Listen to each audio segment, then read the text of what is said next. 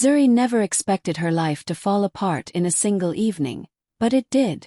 It happened in Port Harcourt, right in the living room she grew up in. Ma was shouting about her wedding again, the dress she wanted, the hall she wanted, the money she expected Zuri to pay. And Zuri, tired from work, simply said, "I don't have that kind of money. I can't fund your wedding." The whole house went silent. Her father looked at her like she was a stranger. Her mother crossed her arms and said sharply, "After everything we've done for you, you can't help your sister?" But Zuri stayed calm. She repeated quietly, "I can't afford it, and it's not my responsibility." That was the moment everything snapped. Her father pointed at the door and said the words that sliced through her chest. "If you cannot support this family, then you are not part of it. Get out." Ma didn't stop him. In fact, she smirked. Zuri packed her small bag with shaking hands. No one stopped her. No one asked where she would sleep. As she stepped out into the night, her mother shouted after her, "Don't come back until you're ready to behave like family." The door slammed behind her. Zuri stood outside, trembling but strangely calm. She had no plan, no savings, and nowhere to go. But she whispered to herself, "If this is the price of peace, I'll pay it." That night, she walked away from the house that raised her, and from the people who chose pride over love. It was the beginning of her hardest chapter, but also the start of her freedom. Zuri's new life didn't start with magic. It started with exhaustion. She worked 2 jobs, one at a small bakery in the mornings and another at a customer service desk in the evenings. Most nights, she came home so tired she fell asleep in her clothes. But she refused to complain. Every coin she earned went into a small envelope tucked under her mattress. That envelope became her hope, her motivation, her proof that she could build a life on her own. Months turned into years. Zuri lived simply.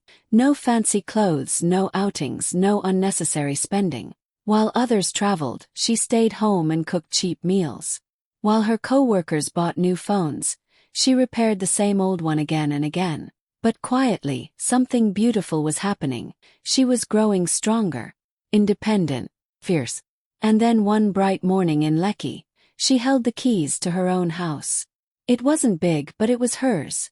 Clean walls, soft paint, sunlight in the living room. She walked from room to room with tears in her eyes, whispering, "I did this. Me." Her parents never called. Ma blocked her on every platform. Family gatherings happened without her. But instead of breaking her, the silence healed her. She learned to sleep peacefully. She learned to smile again. She started planting small flowers outside her new home, and each one felt like a piece of her heart coming back to life. For the first time in so long, Zuri felt safe. She felt proud. She felt free.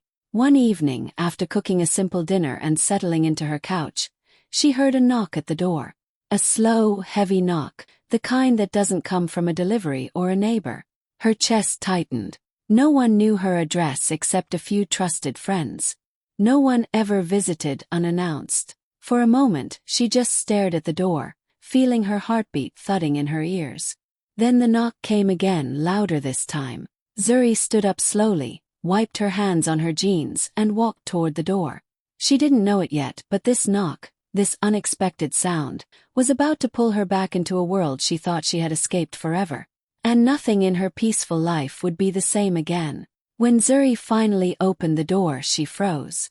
Her parents were standing there, the same people who kicked her out 5 years ago. Her mother was holding a fake smile, the kind that didn't reach her eyes. Her father looked older, tired, but still carried that same intimidating silence she remembered too well. "Zuri, my daughter," her mother said softly, as if the past never happened. Zuri didn't know what to say. She stepped aside slowly and let them in, her heart pounding. They sat on her sofa, admiring the house like tourists visiting a museum. Her mother touched the throw pillows and said, "You've done well for yourself." Her father nodded like a proud parent, except he wasn't proud when she needed him the most. The whole thing felt wrong. Too warm. Too friendly. Then her mother sighed dramatically and said, "We didn't come for small talk." Zuri's stomach dropped. Her father cleared his throat. "Your sister. Ma, she's in trouble." Zuri waited. "She owes money," her mother added. "A lot of money." "How much?" Zuri asked quietly. Her father looked her straight in the eyes and said the number like it was nothing. $200,000. Zuri felt the air leave her chest.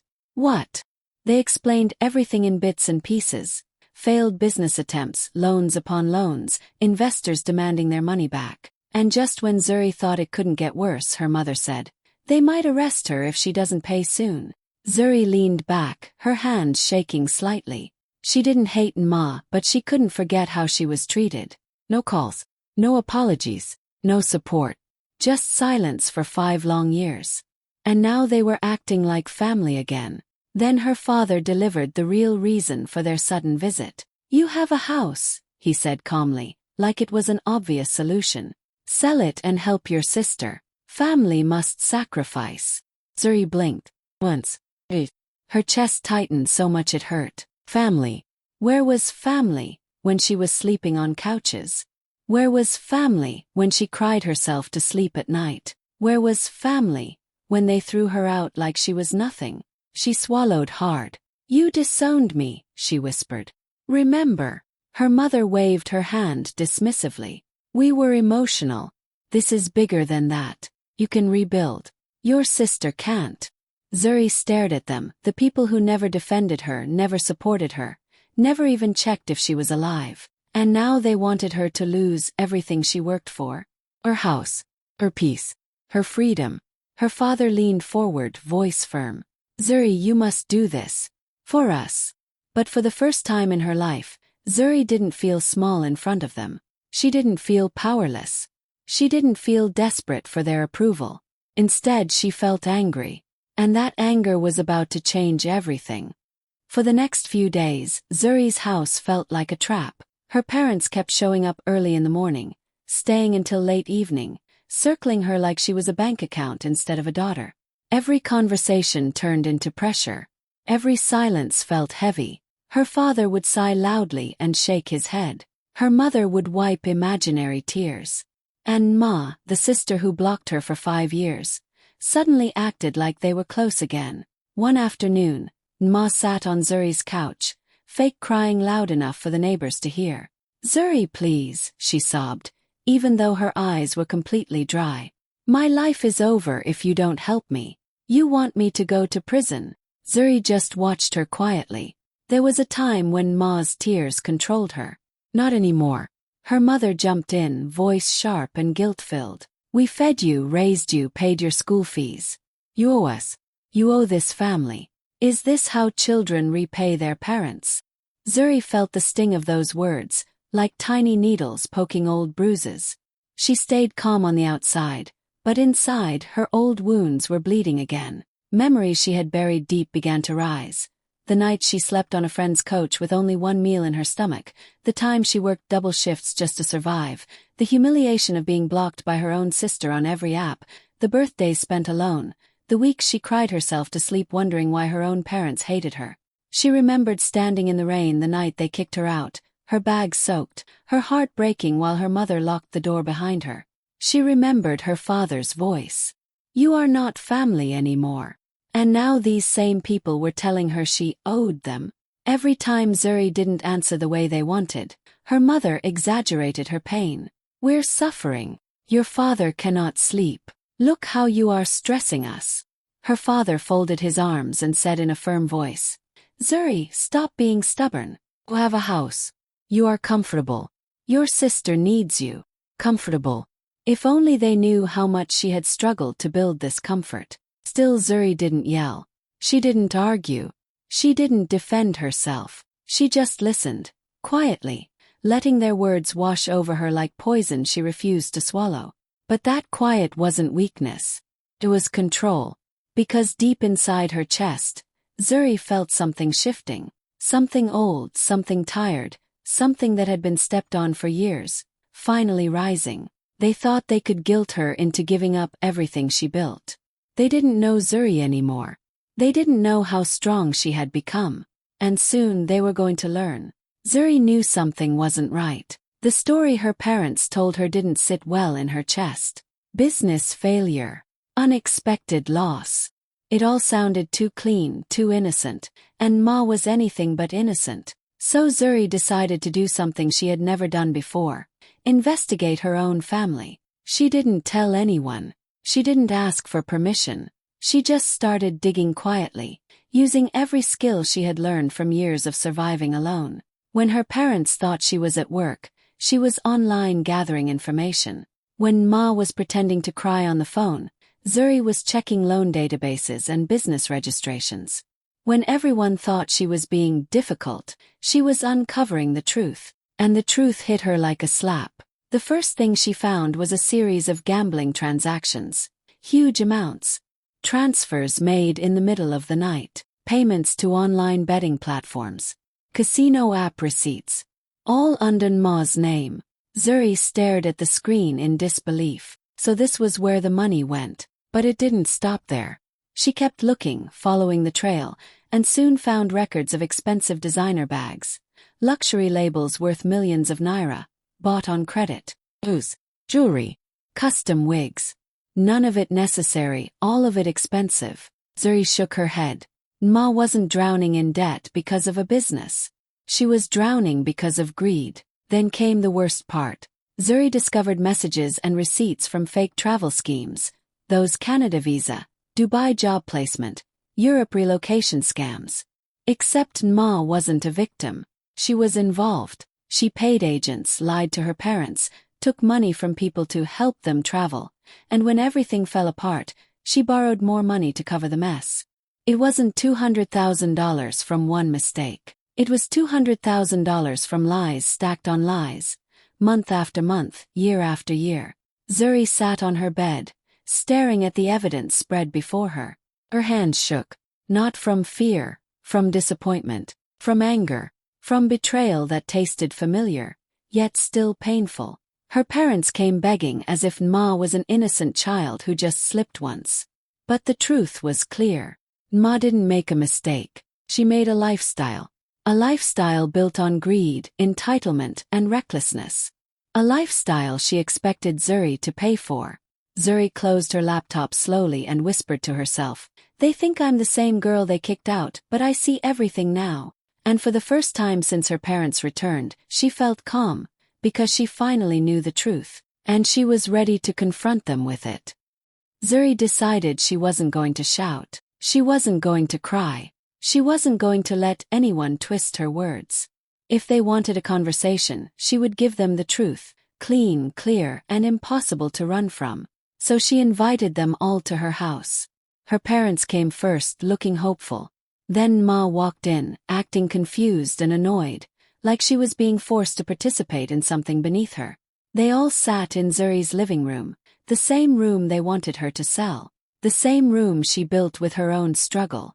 Zuri stood in front of them, calm, steady, almost too quiet. "Before we talk about money," she said softly, "we need to talk about the truth." She picked up her tablet, connected it to a small speaker, and pressed play. Immediately, Ma's voice filled the room, bragging in a voice note about winning big money from online gambling. Her laughter echoed loudly. Her parents' eyes widened. Zuri didn't pause. She opened a folder and began showing bank statements, transfers to gambling sites, payments for luxury bags, huge withdrawals made at odd hours. Every slide told a story Ma couldn't hide. Then came hotel charges. Weekend trips with no business meetings, no work events, just expensive rooms and room service. Ma's face turned red. "Zuri, stop this. Why are you doing this?" Zuri ignored her. She opened screenshots of conversations Ma had with fake travel agents, not as a victim, but as someone paying to join shady schemes. She even found messages wherein Ma borrowed money from people, promising returns she never delivered. Her parents stared at the evidence like the ground was disappearing beneath them. Finally, Zuri looked directly at her sister and said, "You told them it was an accident, but it wasn't. This is years of greed." Ma jumped up angrily. "You're trying to embarrass me." Zuri didn't flinch. "No, I'm trying to show them the truth. You wanted me to destroy my life, for someone who won't stop destroying hers." Silence fell over the room. Her mother's hands covered her mouth. "Ma, is this true?" Her father rubbed his forehead, breathing heavily. "All this money, all this time, Ma looked around desperately, but there was nowhere to hide. The lies she built for years had finally collapsed in front of her. Zuri took a deep breath. I worked for everything I have. You all threw me away, and I still survived. I won't lose my home because someone refuses to take responsibility for her own decisions. Her father tried to speak, but no words came out. For the first time ever, Zuri wasn't the quiet one being shouted at. She was the one holding the truth. She was the one in control. She was the one deciding the next step. And everyone in the room knew it. The moment the truth hit the room, everything snapped. Ma shot up from the sofa like she'd been burned. Her face twisted with anger, and before Zuri could move, she rushed toward her, shoving her shoulder hard. So this is what you wanted? Ma screamed. To disgrace me. You think you're better than me just because you bought a house. Zuri stumbled back a little but didn't fall. She stood her ground, steady and calm, looking straight into the eyes of the sister who used to bully her growing up. I'm not better than you, Zuri said quietly. I just made better choices. That's all. Ma froze for a second, shocked by how unaffected Zuri was. Then she exploded again, pushing her harder, yelling, You're nothing. If it wasn't for our parents, you'd still be sleeping in someone's spare room. Who do you think you are? Her parents jumped in, trying to separate them, but the damage was already done. Ma kept screaming, her voice shaking with rage and embarrassment. You have a house and you think that makes you a queen. You're still the same useless girl they kicked out. Zuri looked at her calmly, her voice soft but powerful. And yet, I survived. And I built everything you see without hurting anyone. That made Ma even angrier. She tried to lunge again, but her father grabbed her arm. Enough, Ma. Then, instead of calming the situation, he turned to Zuri, eyes cold, voice firm. Zuri, this is your family. Stop this nonsense. Sell this house and help your sister. That's the only option. Zuri couldn't believe it. After all the evidence, after all the lies uncovered, he still expected her to sacrifice everything. Her mother nodded urgently, wiping tears. Listen to your father. This is your duty. We raised you. You must do this. Zuri felt something inside her switch off, the last tiny piece of hope that maybe they loved her, even a little. She walked to the door slowly. Her parents watched her, thinking she was finally giving in. Zuri unlocked the door, opened it wide, and turned back to face them. Her voice didn't shake. Her eyes didn't water. Her hands didn't tremble. Get out, she said. A heavy silence dropped over the room. Her father blinked. What did you say? Zuri pointed to the open doorway. Get. All of you. Now. Ma's mouth fell open. Her mother gasped. Her father's face turned red with anger. But Zuri didn't care anymore. She wasn't the desperate girl they kicked out. She wasn't the quiet daughter they could guilt into anything. This was her home, her peace, her life, and she wasn't going to let anyone destroy it. One by one they walked out, shocked, speechless, trembling with disbelief. Zuri closed the door gently behind them, locked it, leaned her back against it, and breathed. For the first time since her childhood, the air around her felt hers. Her space, her safety, her silence. And she wasn't giving it up for anyone. News travels fast in Lekki, especially when drama is involved. By the next morning, the entire neighborhood seemed to know what had happened. People didn't need details. They just saw the loud shouting, the angry exit, and the way Zuri stood firm at her door like someone who'd finally had enough. Some of her neighbors pretended not to be nosy, but they whispered anyway. That girl built her life from nothing, one woman murmured at the gate. Her family abandoned her. Why come back now? Another man added. She owes them nothing. Absolutely nothing. And for once, the whispers didn't hurt Zuri. They defended her. A few of her neighbors, people who had watched her carry groceries alone, fix her own leaking tap, clean her front yard quietly, knocked on her door later that day. They didn't pry. They didn't ask for the story. They simply said things like, "Be strong. You did the right thing. We saw how hard you worked. You're not alone, my dear." Zuri felt something warm in her chest, something she hadn't felt in years. Support. That evening, Her phone began buzzing one call after another. At first she ignored it, thinking it was her parents again. But when she finally checked, she was shocked. Aunties she hadn't spoken to in years were calling. Uncles were sending voice notes. Cousins she barely interacted with had sent messages like, "I heard everything. Stand your ground. Don't give them 1 naira. You suffered alone. Now let them face what they created." One older aunt whispered on the phone, "Zuri, your parents were wrong. We all know it. Ma's behavior has been out of control for years. I'm proud of you for speaking up." Zuri blinked back tears. For the first time, someone in her bloodline said they were proud of her. Even her late grandmother's best friend, Mama Igioma, called her with a shaky voice and said, "Your grandmother would be clapping for you right now. Don't bend for anyone, my child."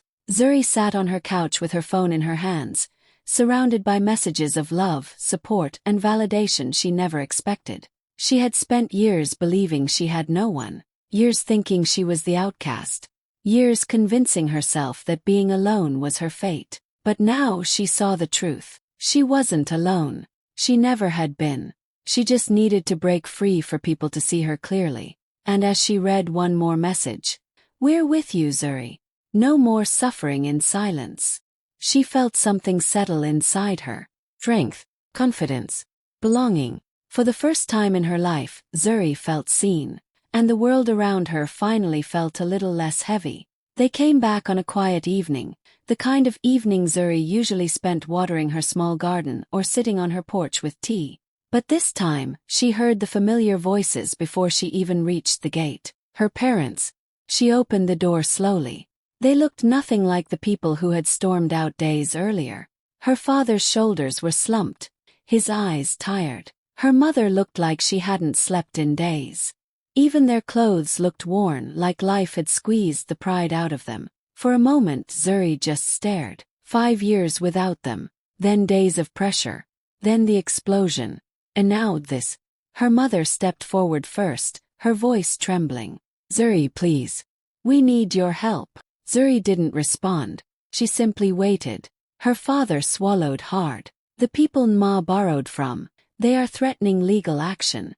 Serious action. They say if she doesn't pay." He couldn't finish. Her mother burst into quiet tears. "They might arrest Ma," she whispered. "Please, Zuri. She's your sister. We are your parents. Help us." Zuri felt the wind brush her face gently, almost as if the world was pausing for her answer.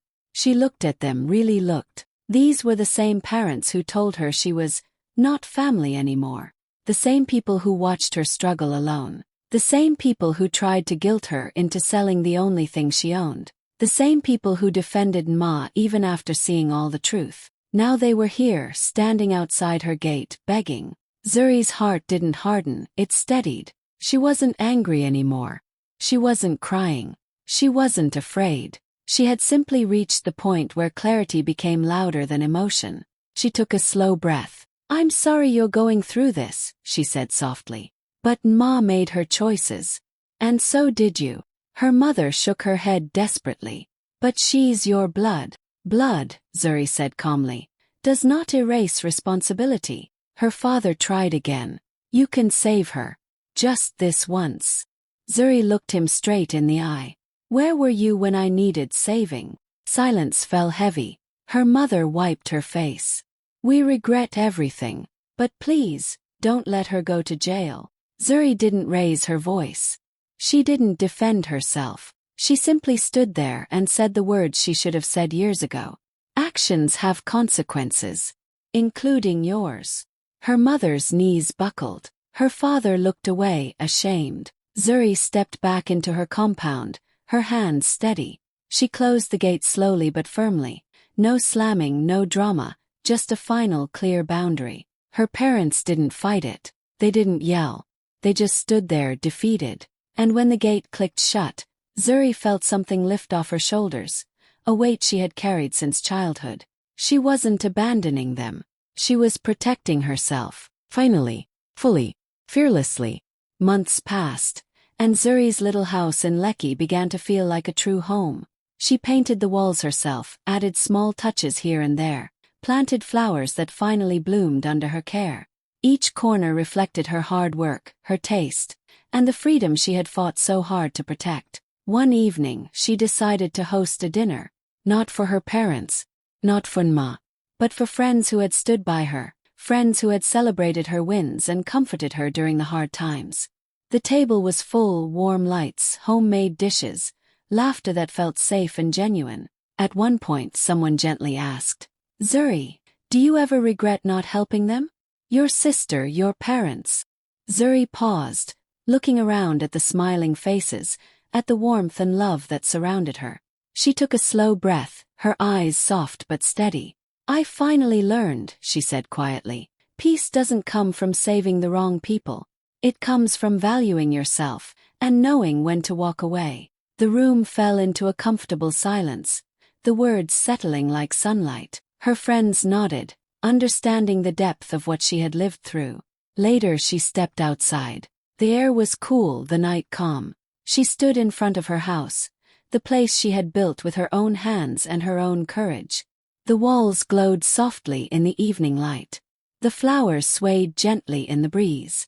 For the first time in years, Zuri felt complete, proud, free. The camera would have faded on her smile, her posture strong, her chest light. This was her victory, her peace. The home she refused to sacrifice for anyone who never valued her in the first place. And in that moment, Zuri knew she had truly come full circle.